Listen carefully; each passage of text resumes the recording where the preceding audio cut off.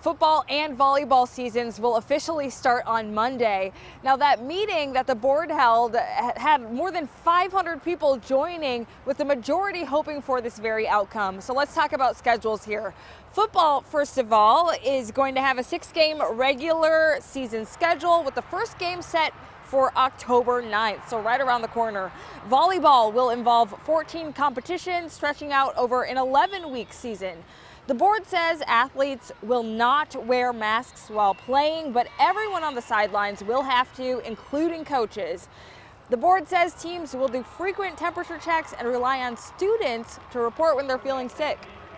There's certainly some excitement from our student athletes and our coaches. I've been able to touch base with both my volleyball and football coach, and we've started some preliminary planning, but there's a lot to do in front of us. For football, if you want to go to a game for that, the capacity, heads up, is at 250 people. Meanwhile, for volleyball, most likely fans will not be allowed inside the schools. Well, the kids are going to get their chance to play. Thanks for keeping us on top of that, Kaya.